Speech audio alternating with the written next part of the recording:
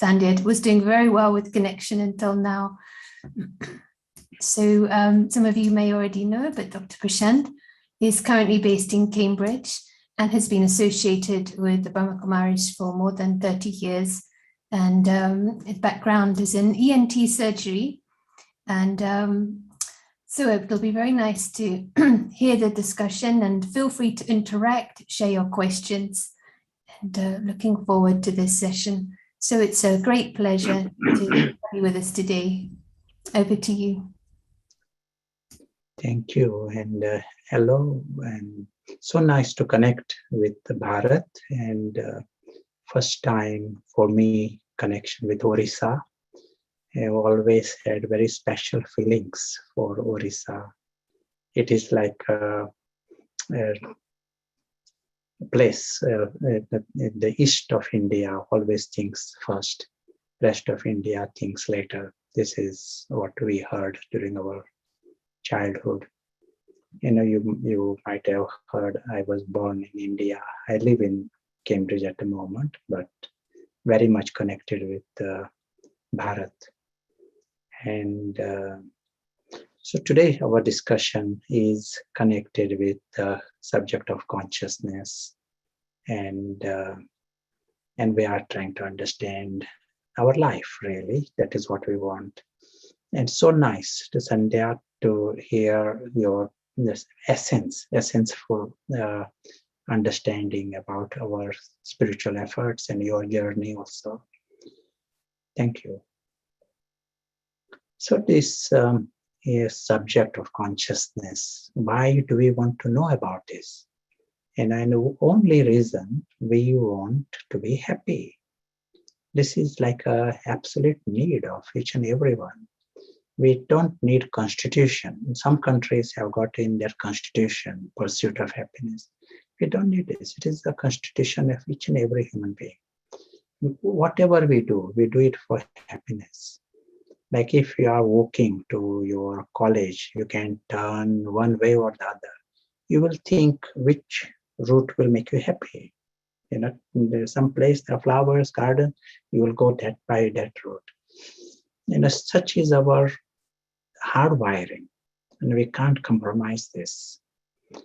Now, our present situation is such that we are not experiencing our full potential.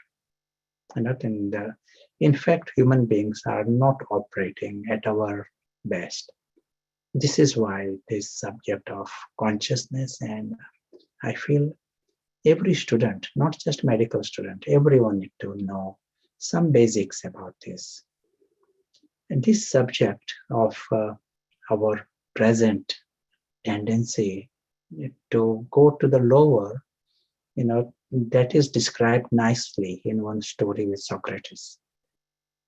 So the lower means we, instead of experiencing our positive, we go towards the negative. For example, if you got 10 things going right in your life, one thing going wrong, we tend to think about that one wrong thing more often than all the 10 things going right. Is it like that in Orissa also? So this is like, as we are saying, it is our hardwiring at present. So the story with Socrates. Once one young man comes to Socrates and asks him, should I get married? And Socrates thinks for a while and says, truly it doesn't matter, because you will suffer in either case. And that describes our mindset at present. Regardless of our successes and achievements and progress and technology, human mind and what we are experiencing, it has not changed a lot. We as if go back to our old reset level. In fact, studies show that we are actually going down.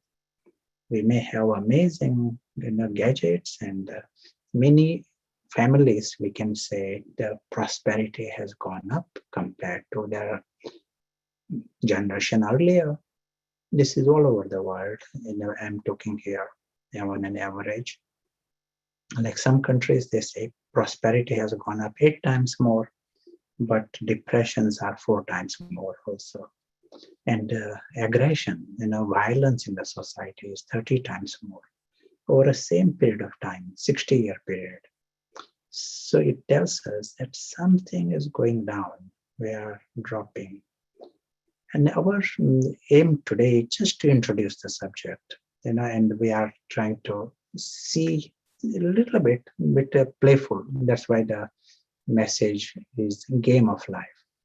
So I'm going to bring some slides and let us see if it works now.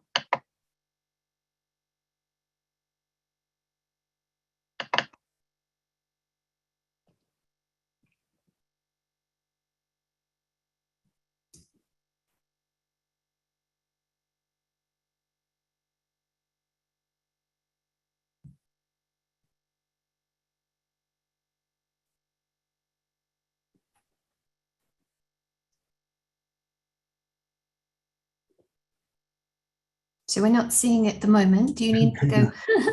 Is this a good theme? To go to Zoom and the green share button. Shall I help? Yes, yeah, may have to come. Okay. If Akila would like to say a word. Oh yes, now I think it should be okay. Okay. One is managing very well with technology. Excellent. Yes, and then just full screen.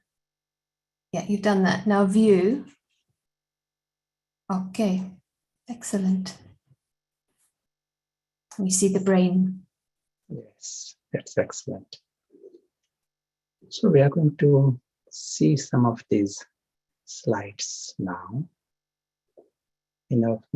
Over the last 60 years, last 70 years, so much research has taken place studying our brain.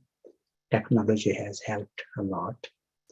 But we are going to see today something very simple. What happens in our two sides, left hemisphere and the right hemisphere? And largely, so we all know those from the medical world, the functions there is an overlap, but in broadly we know that left brain deals with certain functions and right brain deals with certain functions.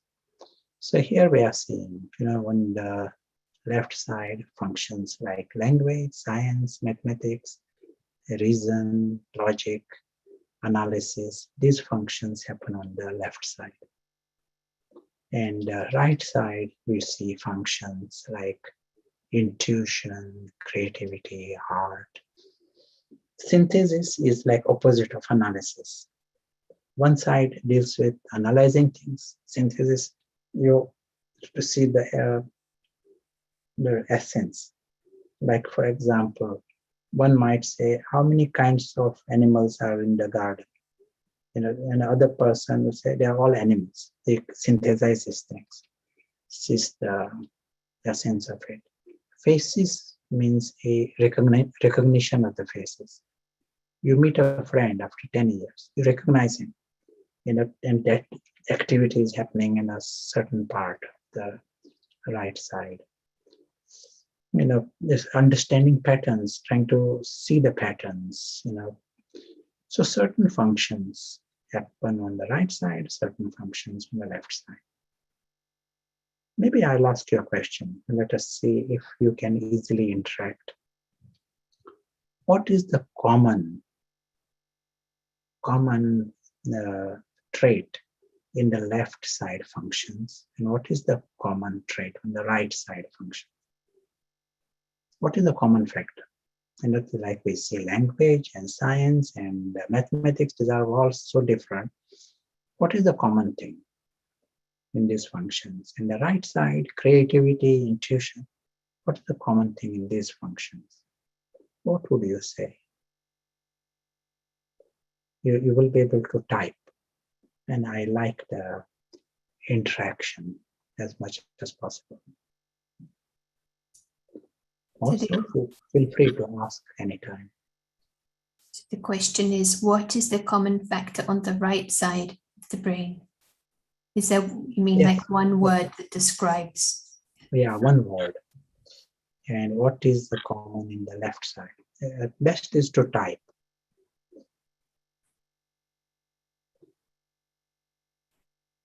So one comment is language. I'm not sure which side, maybe that's left, is it? Okay, left. Mm. But Yeah. we said there is a language and there is mathematics and there is a logic. These are all functions happening on the left side. Mm. Okay, in computer language, these left side functions are called, they are connected by serial processing. And in computer language, right side, parallel processing. And what does it mean? Like language, you go one step followed by the next step, followed by the next step. One sentence, then the next sentence, then the next sentence. Mathematics, you go step by step by step. In science, logic, there is serial processing.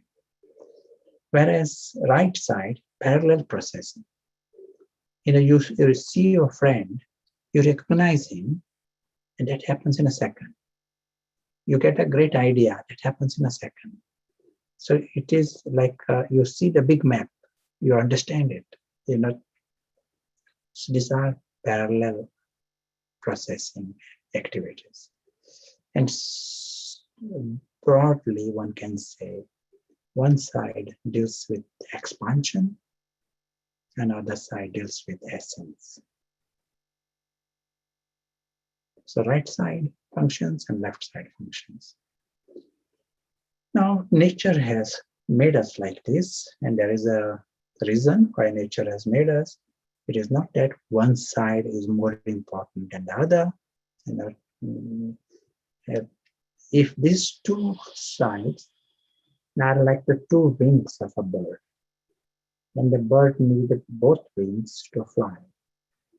If there is a bird with only one wing, it can flap around, but cannot fly. So also in our education system, in our life, if we were to give equal emphasis on both sides, human beings will achieve excellence. If we ignore one side and just emphasize on one side, the left side, for example, then we can flap around, but we cannot fly. As an example, you might recognize this face. This is Isaac Newton. And here is a man at a young age, 26, 27 years at that time. He contributed immensely to the world of science in a very short time. If you go into his history, life, his handwritten notes are in the Trinity College, and people can see his handwritten notes.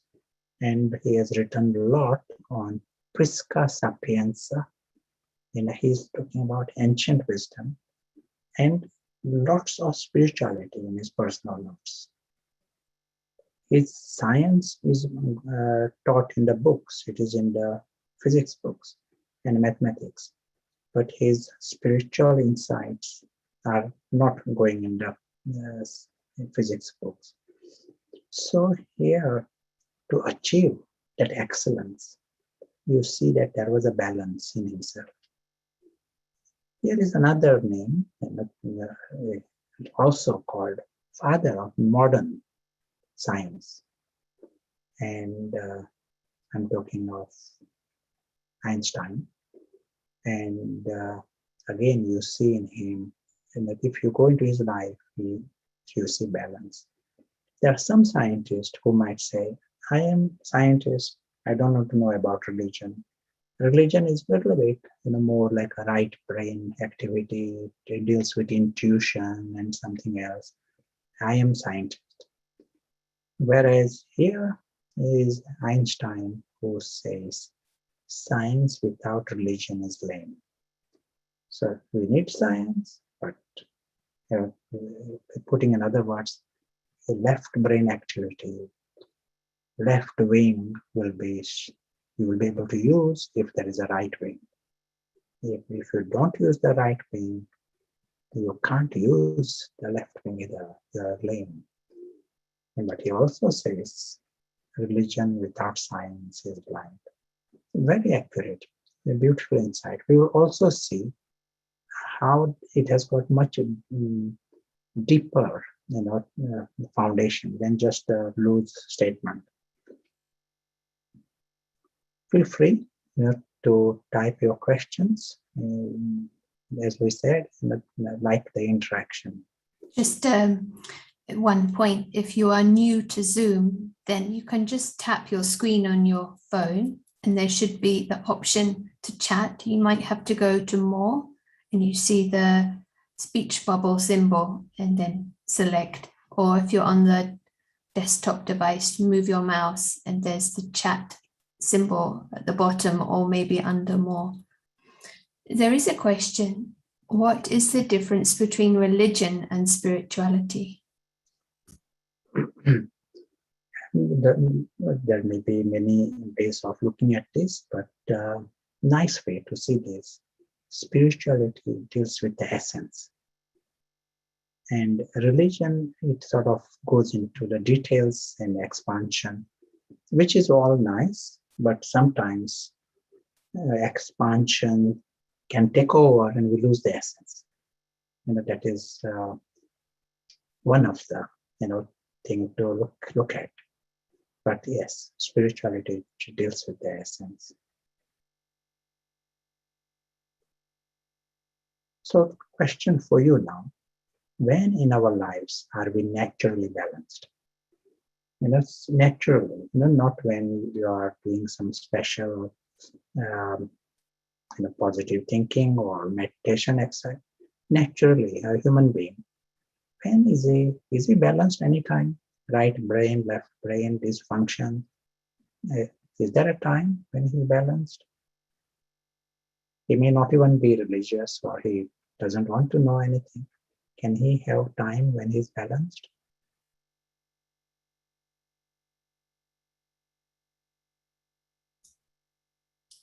I remember once it was said when one is asleep.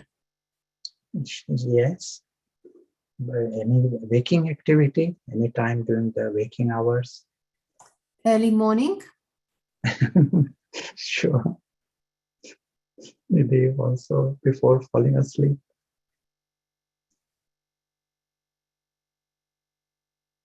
Samadhi? Is that meditation practice? After lunch, after supper. Yeah, let us see. I'm joking at the present time.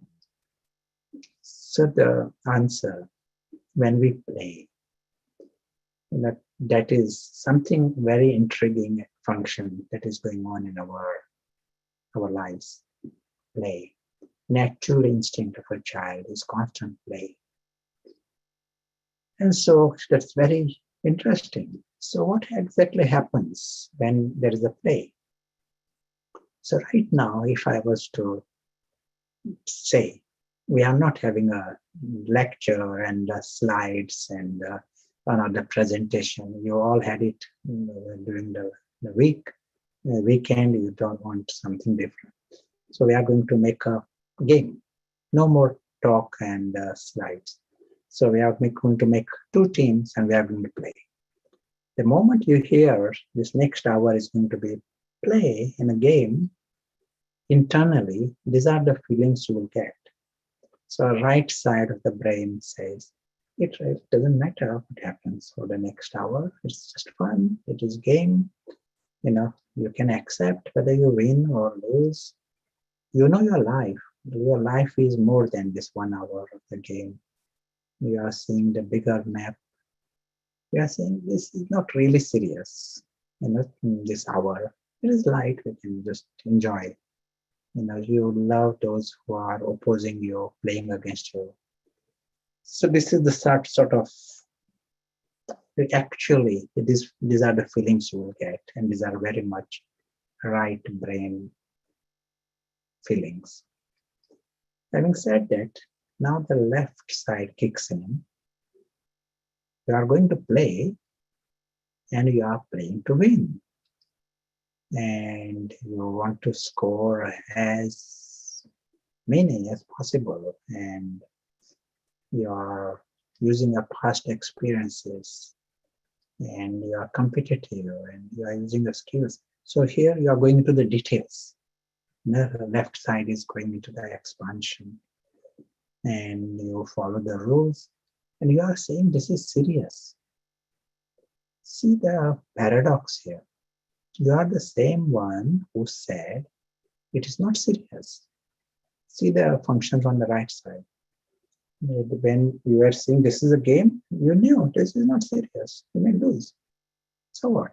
The game may be cancelled. That's also okay. It is not very serious. And same person at the same time says this is serious. And he's going into the game, he's working hard, he wants to win. We can be described as two-brained beings. And some neurophysiologists call human beings two humans in one, as if we are two different individuals put together. But these two functions are happening sometimes very different, and they are happening in the same person. And so that is nice.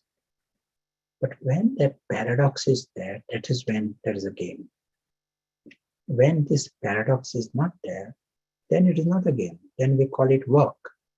So when you are going to work, you don't say it is not serious, or you don't say it really doesn't matter. You don't say that. Whereas when in a game, you are saying this is very different. One side you say it is fun and nothing matters. You can lose, and you can still be happy, and still you are going there to win and work hard. Now let us see what happens in those who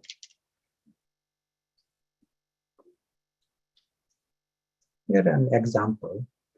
This is Central Court, Wimbledon, and in year 2001, I'm just giving this example.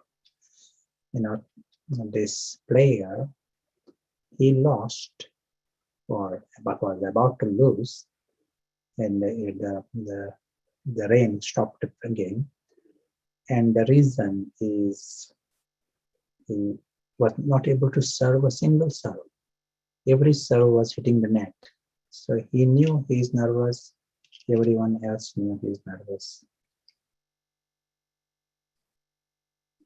So what happened? Here is a person who reaches finals at Wimbledon. And how come he couldn't serve at all?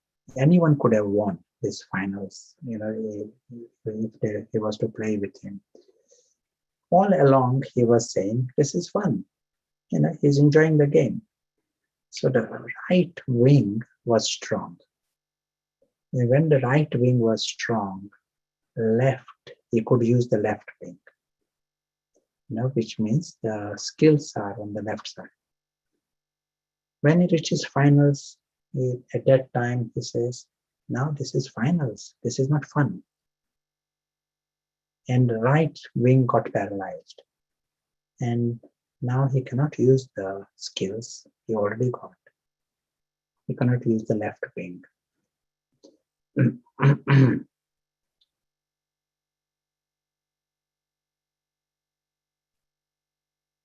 I'll give you another example. And maybe this is something you all can relate to.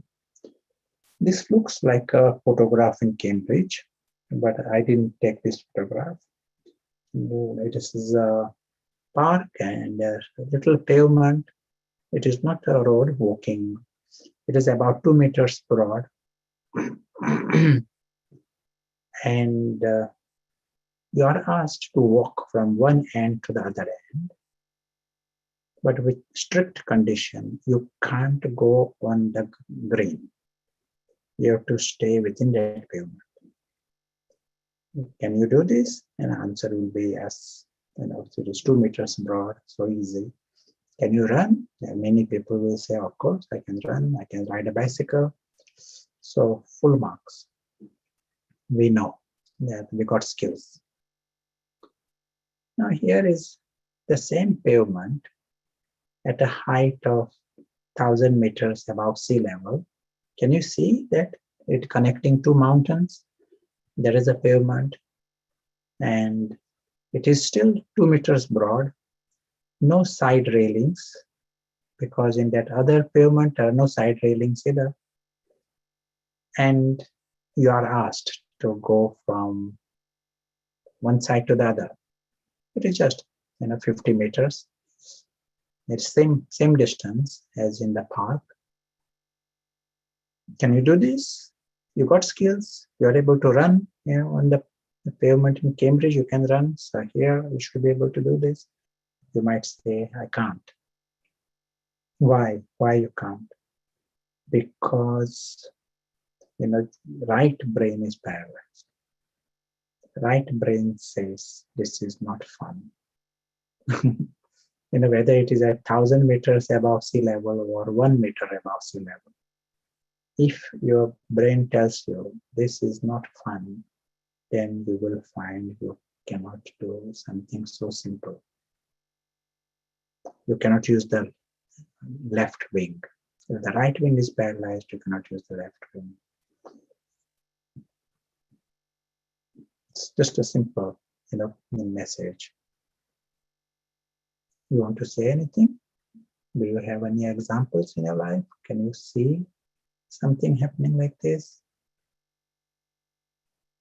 Yes. Can I ask the questions? Okay. Is there a difference between the limbic system of both hemispheres? Yes, in this case, we are going beyond, even though we are saying the right brain and the left brain, we are really understanding that these functions happen beyond the brain. That's why even in the brain, if they say right brain is damaged, these two functions still carry on. They are, the left hemisphere compensates for the functions. So this is like just using that structure of what is observed at the brain level, but these functions happen at another level. Brain is used. And does a God spot exist? Yeah, people use different names for this, but the answer is no. We can, of course, call something anything. We can call idea of who God is itself is not established, but people use the word God spot. Okay, thank you. How can one come out of the nervousness that comes up when something appears important? Sure. So this is what we will be seeing very soon. So here we are saying at present, our society, everyone, we are not strong on the right side. And as a result, we have functions, we have potential, but we are not able to use our potential. In other words, the left wing we are not able to use because the right wing is not used. It is a bit like that. So we are leading a handicapped life. And handicapped at an emotional level, we as if do not even know the range of emotions possible for us. The higher range, we definitely know the lower range of emotions, but not the full range of positive emotions. We are not even touched. We are handicapped at an intellectual level. To understand this bigger map in a bigger world, we need that grasp, and if we call it intellectual, but it is something more than just being clever at mathematics or remembering, some numbers. And physically, we may not even know what we are losing, because as a society we have dropped ourselves. This also gives us an insight why, we said, when Einstein said science without religion is lame, he gets it spot on here. So here we are seeing when we are not balanced, we are handicapped. When the right side is not strong, even though there may be lots of understanding, their skills are there, but at a practical level, it is a lame life. Now let us see here. So far what we have seen is in a game, we saw Wimbledon example. But we are saying in our life, if somehow we were to see this life itself as a game, this whole physical world, instead of just 1 hour a game, if we were to see this physical world as a game, even that 1 hour game is, I might encourage it very much for people to take part in physical games, sport. There are some management, people,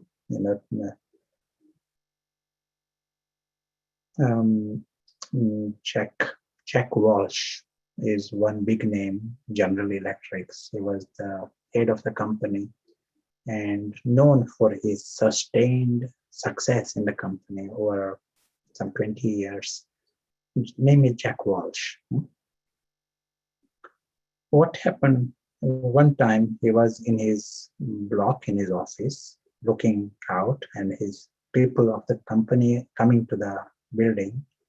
He's looking at this, and it appeared to him as if they are dragging themselves to come. They really don't want to come, but reluctantly they are coming to the company. And when 5 o'clock, the bell went, they are so happy to leave the company, to leave the building. So they see the enthusiasm in their faces and their activity. So he said something is not quite right in his building there. And he introduced sport in his campuses, various his company campuses, all kinds of sport. Small like snooker tables, but bigger, football pitch. And by doing this, he saw that people enjoyed to be in the company. People enjoyed to be there, looking forward to come to the company. And that if they play even for half an hour, its influence continued, the enthusiasm and positive spirit influenced the working of the company. So this is like one of the secret that he observed and he contributed.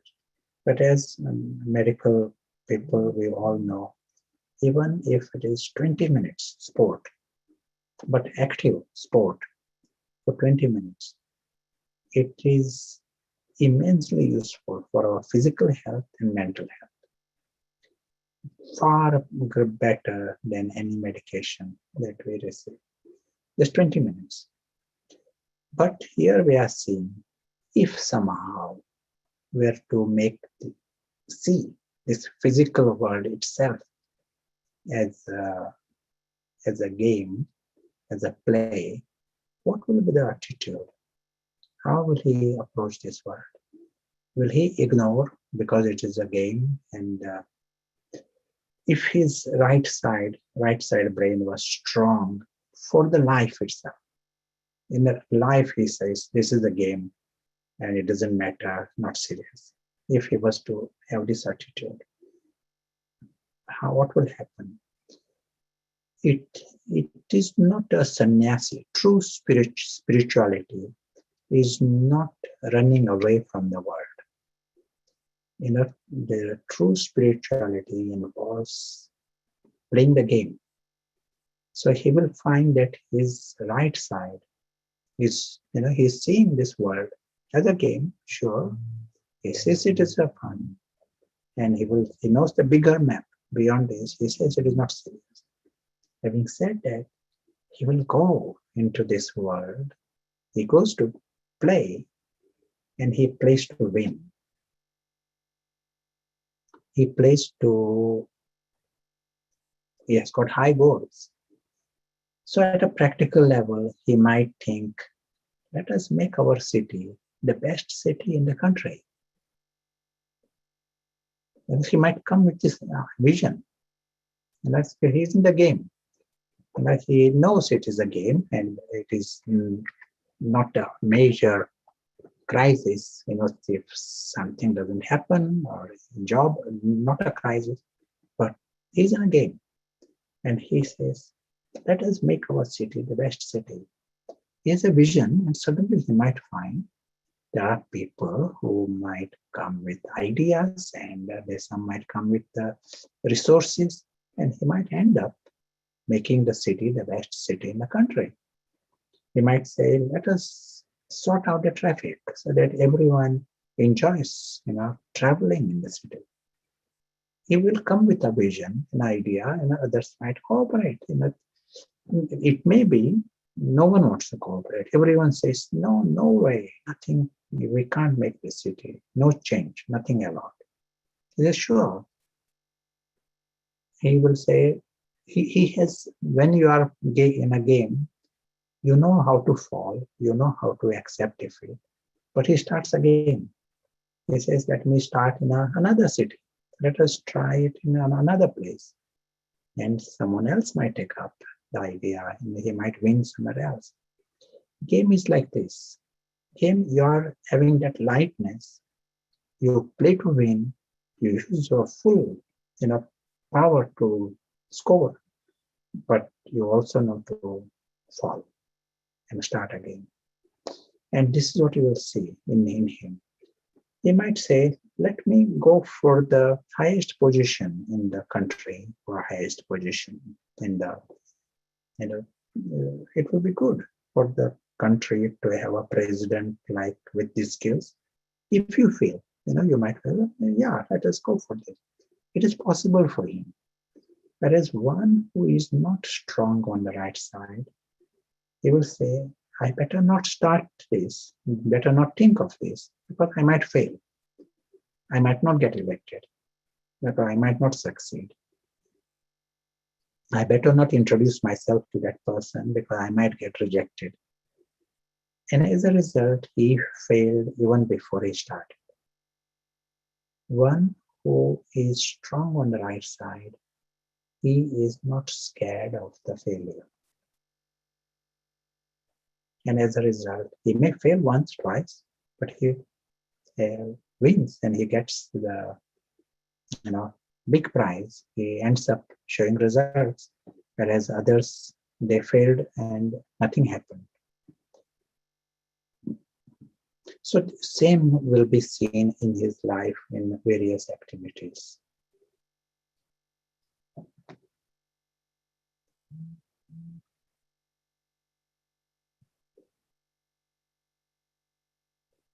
Now the big question that arises for all of us is how can we make this, the right brain stronger?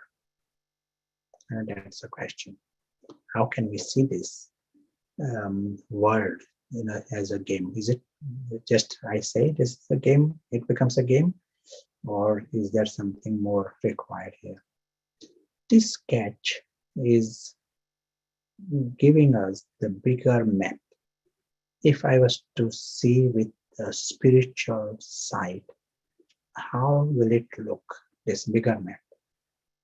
We all have the option to play with this model. So when I start seeing with the bigger map, this entire physical world appears small. So that blue box that you see there, it is representing the physical. And it is shown here that we are in this model. We are seeing that there is a world beyond the physical world, timeless world, subtle world. And the invisible player is coming in this physical world. He comes as an exit. For him, this whole experience is an extra experience. It's a gift.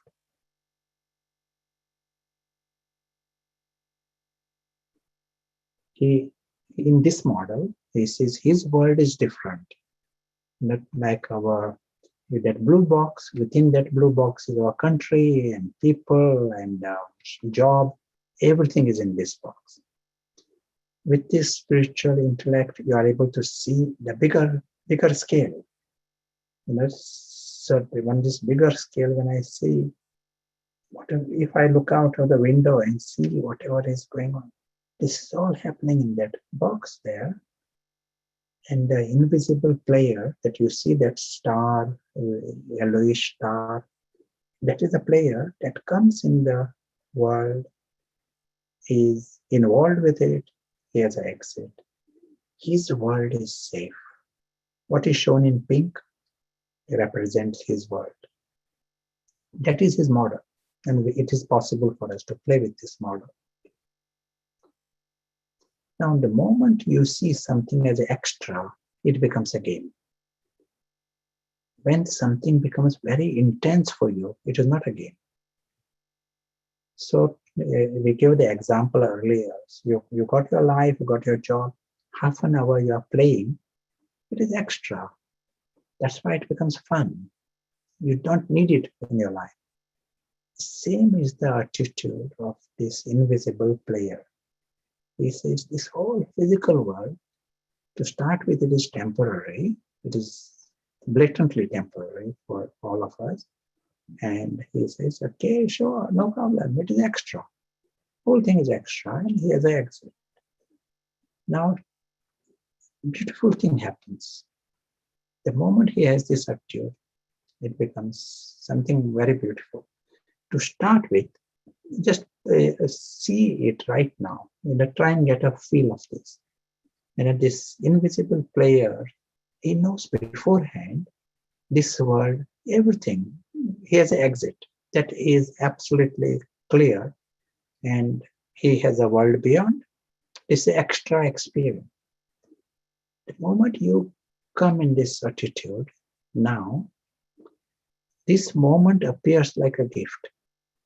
You will feel this right now. This moment, as it comes, it is a gift. And there is some sound, there is some wind, there are some trees, whatever is happening. This moment is a gift. Next moment is also a gift. Like right now, we are talking here, we are meeting together. This moment is an amazing gift. We meet each other. We might not be able to connect again. Watch this system might crash. That is also okay. That's another experience. For him, every moment is a new experience. There is appreciation, there is gratitude. Different energy altogether. This body appears like a gift. He's not approaching this world with a demand and possessive attitude, and I'm going to lose this and sorrow about it. No, he approaches it with that lightness, with appreciation, with gratitude. All that has happened, he is seeing the bigger map. But something else happens. He approaches this world with absolute security, because his world is timeless. Timeless also means endless. And the game, of course, it is going to end. Everything is going to end.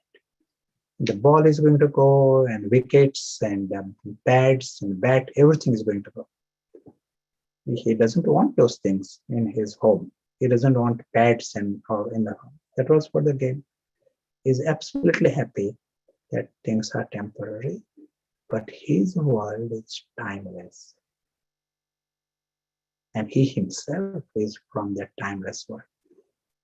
In this model, and we have the option to play with this model. And when you are experiencing this sense of absolute security, it brings out the best in you. Anyone who feels secure, he experiences peace, he experiences lightness, he experiences happiness, he experiences feelings of love. All these feelings come, contentment, all these feelings come. As we said, the sense of security is very important for us. No one, animal, human being, we all want to feel secure. And if we are not secure, as if it brings out the opposite. When one is insecure, it brings out stress, it can make him angry, it may make him sad. When he's secure, it brings out the best, including love. Maybe let me ask you a question. You can type the answer. Why do we love children more? And as if you are in a place where there's a little child, 1-year-old little child, maybe, and another man with a big beard, and whom do you love more? Your natural feelings, where does it go? Why do you love children more? What do you think is the answer? Yes, I think it is child. Nothing against big beard, but just waiting for one answer. They're like an extension of us, especially if they are our own child. Sometimes you're a complete stranger also. You still will feel feelings of love seeing a child. One answer, their innocence and their purity. Very good. And even innocence. If someone is innocent, why do you love them more? One reason is child makes you feel secure. Bottom line is that we are all looking for our own skin first. And another adult may not make you feel secure. As an example, an adult, his presence, makes me feel a little bit insecure because he may be seeing my weaknesses. He is making judgment. He may be competing for my job, for some of my, interests. He's competing. He may be telling me that he's better at the job than me. He's got a bigger head than me. Ego within me feels insecure in the presence. Just the presence of another human being. Some may feel insecure because they are all competing with each other for something.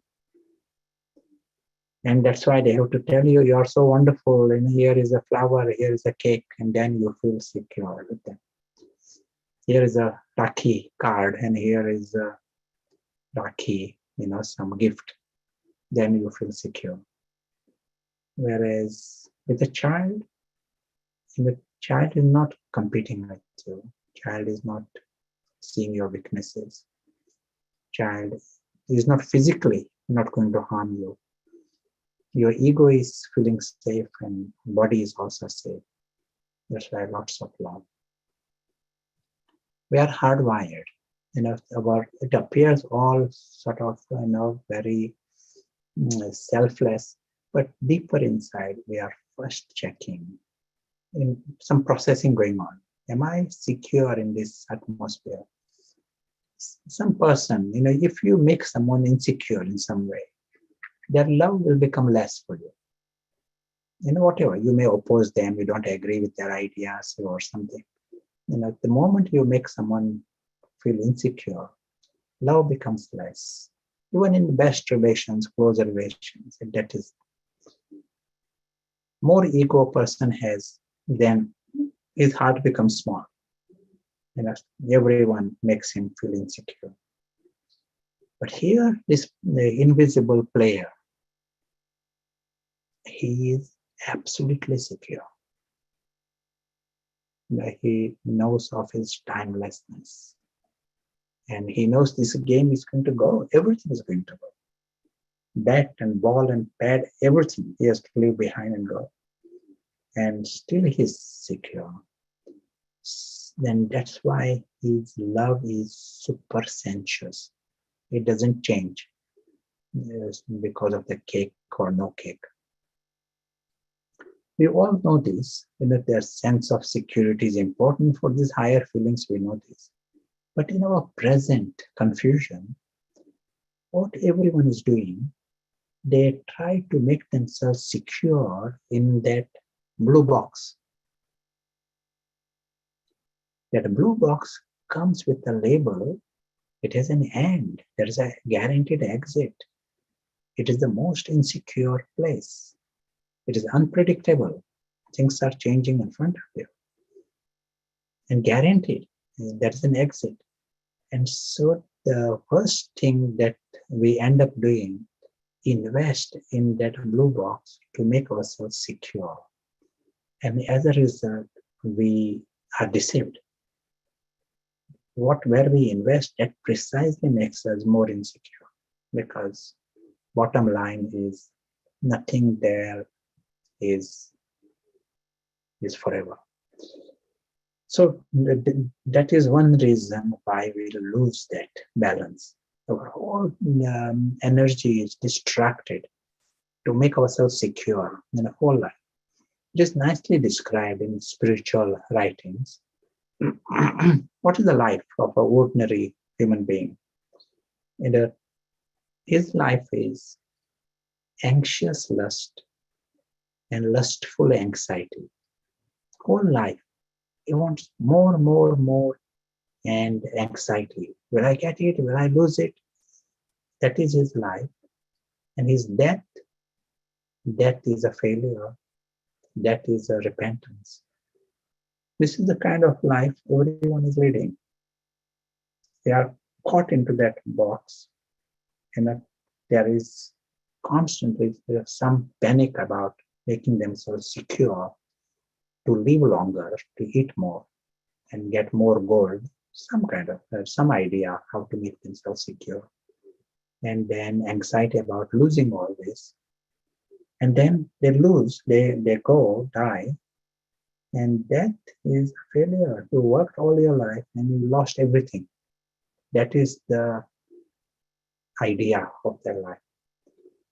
When we see the bigger map, there is neither anxiety of living nor anxiety about death.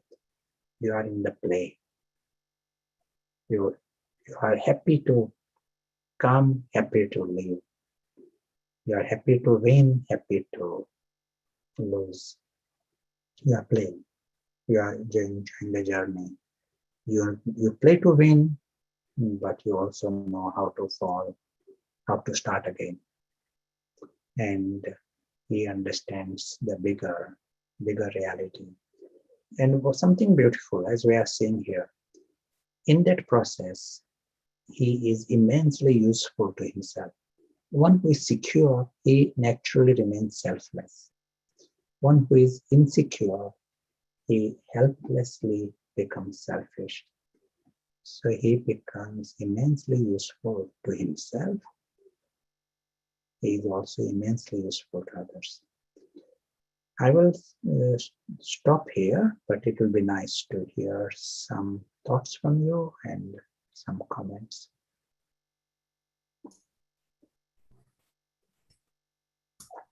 Much appreciation. It's very clear. And there have been some questions along the way that may have been answered subsequently, but let's just show. So one question, do you believe that the world is naturally balanced, or are there people consciously striving for establishing the balance? that we are constantly seeking this out, which you've partially answered, but if you'd like to add anything to that. Yeah, good question. What we are saying is we are made balanced. We all very noble.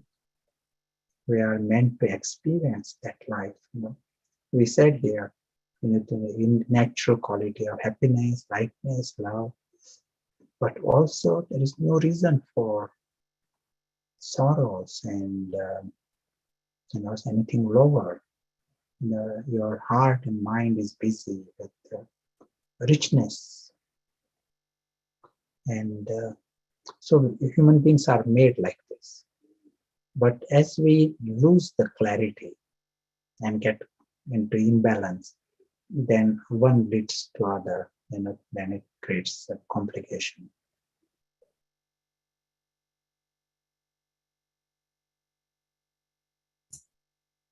Okay, thank you. Hope that helps, and feel free to share any further comments.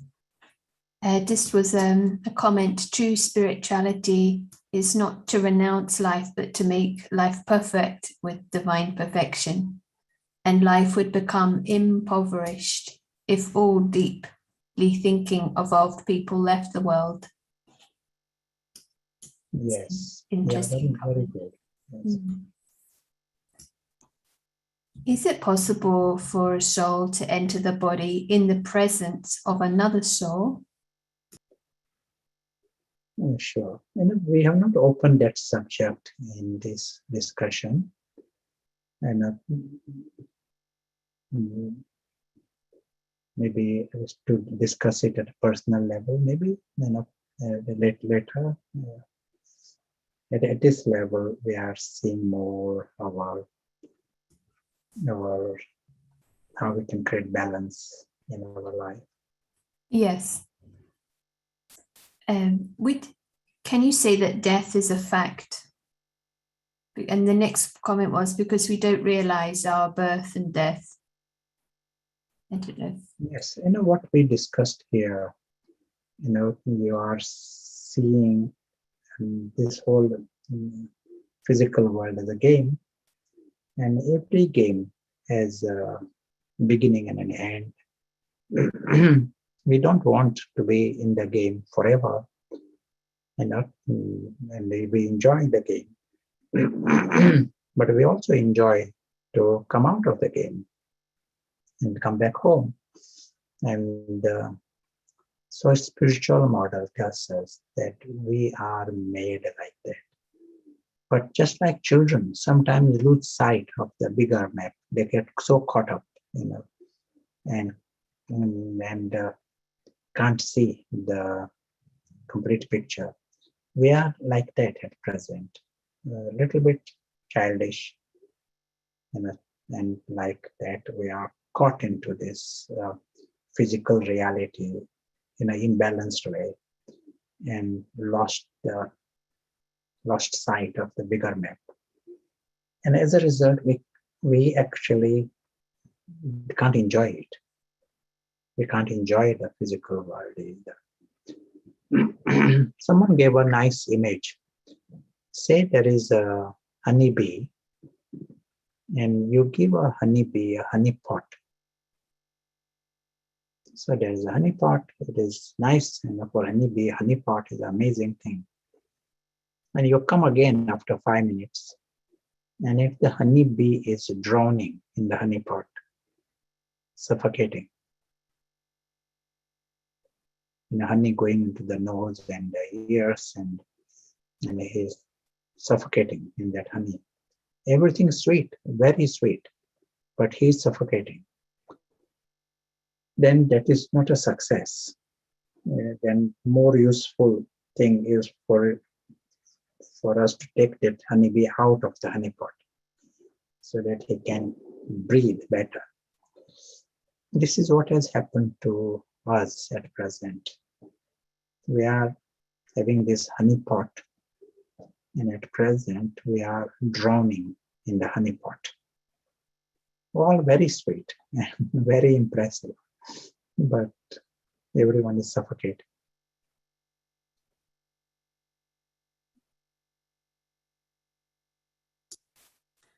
Yeah, thank you. Fascinating. It's such a vivid image, the honeybee. How can one live a balanced life perfectly with inner happiness? And you gave this very nice image of taking the fragrance, the bee. How would that look in a practical way, or how to Yeah, live our lives? it is nice. So if the honeybee comes out of the honey pot and understands its life beyond the honey pot, then come in the honey pot, take fragrance, but there is no need. It is not wisdom to jump in it. Be sensible. One nice position here, I might encourage for those who want to put this in practice, to draw a sketch that you see right now on the screen, to draw it, something like that, in maybe in different colors. We as if need these reminders of the bigger map.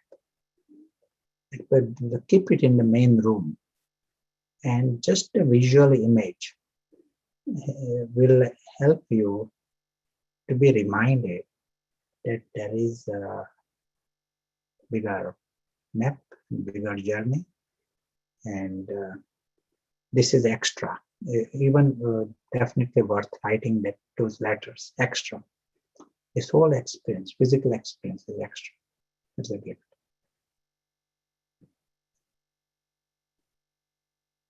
We understand it, but understanding is a first step. We as if need to create seconds and minutes of experiencing it to really come out of that imbalance. Yes, there's a question here. How can one take life as a game, and can there be formal teaching how to take life? And you address that. It's we can know, but we need to remind ourselves and come into that experience. It is actually extremely simple idea. But do you want to expand on that? Can there be a formal teaching? Yes, just like any game. In the game, there are rules, and you understand the game. There are coaches. There are many things happen in the game. That goes on. You understand the details whilst holding this bigger space. You are not losing sight of the bigger map. This model, this classification, there's right brain, left brain, that helps enormously. It gives you permission to hold these paradoxical positions at the same time. Now you can be holding this position that everything is fun, everything is game, nothing really matters. There's no compromise on that. Now let us go and learn, teach, whatever the formal teachings. Let us go and play. That is also part of the play.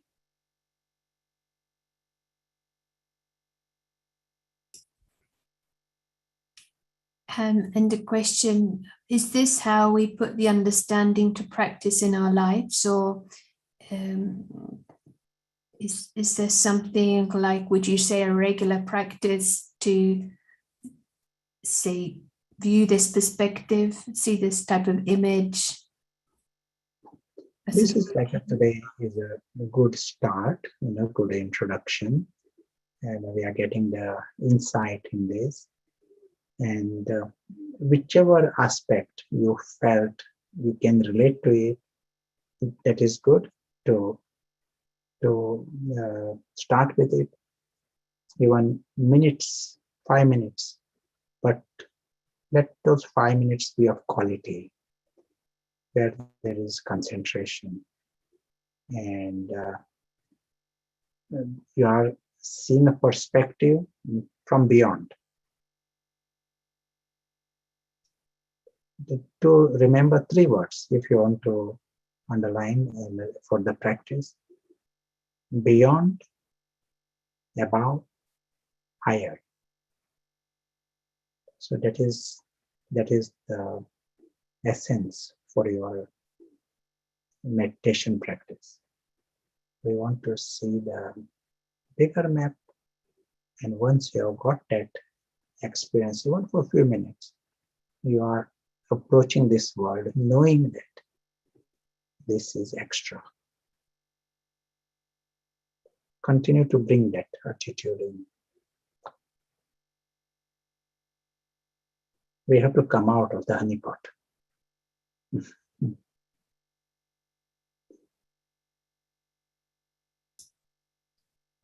Yeah, I think a part of the secret here is being able to define the lower consciousness in order for us to be able to be objective. And this word, the honeypot and the suffocation, I think pretty much all of us can somehow relate. And we see that there is cyclical thinking. It's like can't let go of some thoughts. If we do attempt meditation, it's like a sticky, in the sense we are caught in something. So I think the understanding is a big thing, and also about defining the difference, and that helps a lot. So our intellect is more clear. One question here: can we sublimate our ego? Can we replace it? Of course, yes, very good. And we might do more sessions on this subject. All these subjects we need to understand in more detail, like in the ego, what exactly we mean by ego, that will be discussed. And the way we can go beyond that ego is by recognizing our higher truth. It has to be replaced, and that is what is the answer. But definitely, what Sarah mentioned just now, there's something that is lower consciousness. Ego is at that level, and our aim is to remove that lower ego. Ego in English just means I or I am, but we want to come to something that is higher.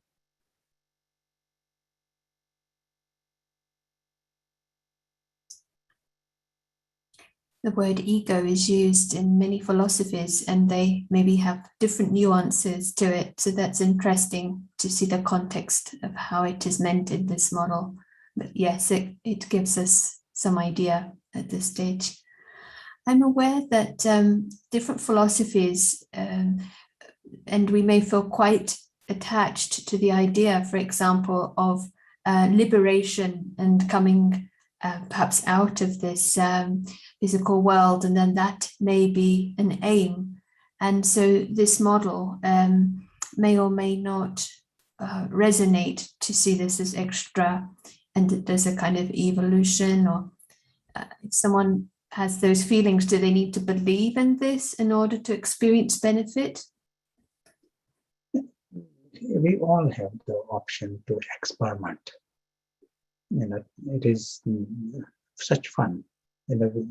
Even someone may hear something like this for the first time, that model where you are seeing this as a game, that is so radical, because at present it doesn't look like a game, or we are conditioned to believe this is all so serious. But we have an option to see the perspective of the invisible player. If I play with it for 1 minute, nothing comes to a halt, life goes on, but you become wiser. You can see another angle, another way of looking at it. And you will discover it is for the better. You are more useful. You can see things better. Then we have comparison to see differently.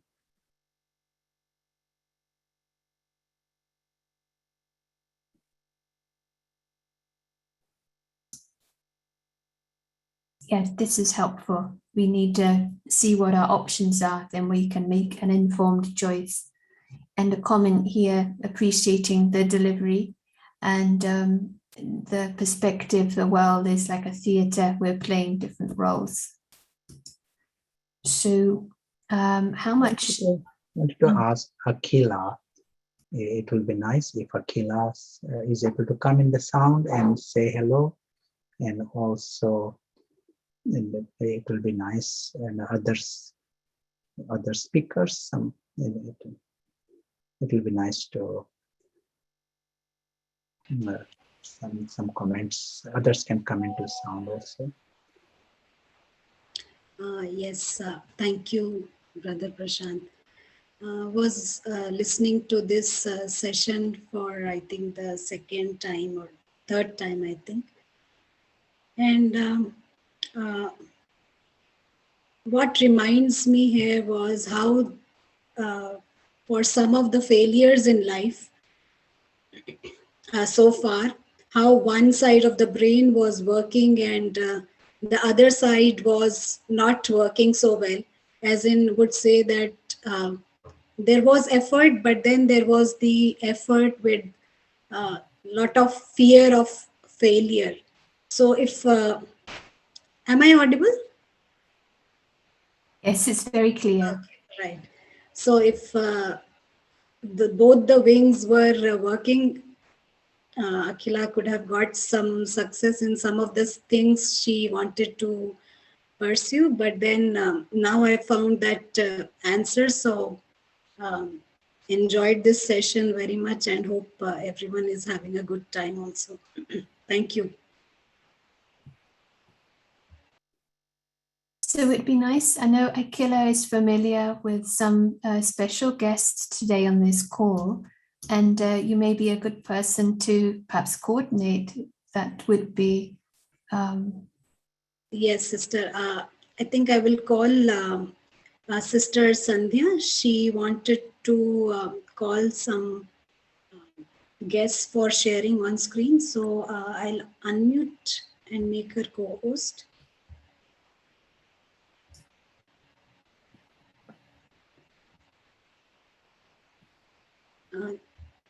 Sandhya, would you like to call some guests for sharing?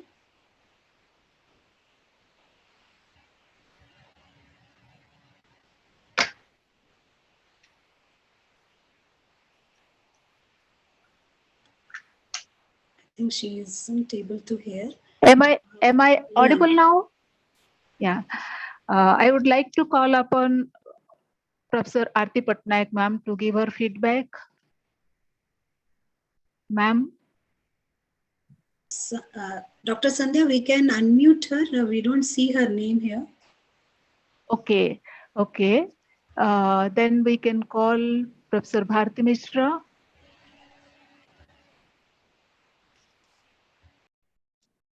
Yes. Good evening, everybody. Am I audible? Yes, madam, you are audible. Om Shanti. And actually, I initiated this program to stimulate my students, MBBS students, and also our colleagues to have a harmony in life and to have how to lead a peaceful life. So when Mrs. Nayantara from Delhi called me, he happens to be wife of my husband, a friend. So she called me, she is a BK, and she called me once and told that Dr. Prashant is there and he can enlighten you about all these things, consciousness of mind and everything. So I grabbed the opportunity from her so that I can disseminate these thoughts from such a nice, elegant speaker who has told what is consciousness, what we should do, how the brain is working in harmony, and to dissipate the ideas amongst us. So, I also visit Brahma Kumaris here in Chantikund and in our Manjuven and Malaven, and we observe. And we have done Adbhut Matrutva, what Sandhya has already spoken, how the baby inside the womb will be affected by spiritual things and by good things, so that the good life will come to return to the Satya Yuga. So that is our aim. So we don't want indiscipline. We want a disciplined life. And nowadays, what Sarah has told, Prasant Sarah told, that we are having so much of lost with ourselves for everything, for studies, for to be hired, for to go high, to competitive round, that we are losing something. But we have to be always balanced. The right hemisphere, left hemisphere has to be balanced. And actually these thoughts, I am also listening for the first time. It is also very difficult for me to grasp and to understand. But gradually, if I are going to listen course by course, will be able to understand this and assimilate and practice in our life. So thank you very much from as a professor in my college, and I thank you profusely from my department, from my colleague, from the Obstetric Gynec Society of Berhampur. Already 124 or 130 members are there, and all my colleagues from MKCG Medical College ladies group also, and other groups, my sister, my relatives, everybody have given. Thank you for so kind to us and giving us so much of knowledge to us about all these things. And I hope that in future also we'll be connecting with you to get more spiritual advice and to know which is the right path for human being to travel, so that not successful, to have reached the goal of our main goal of our life. Thank you all for giving me a chance.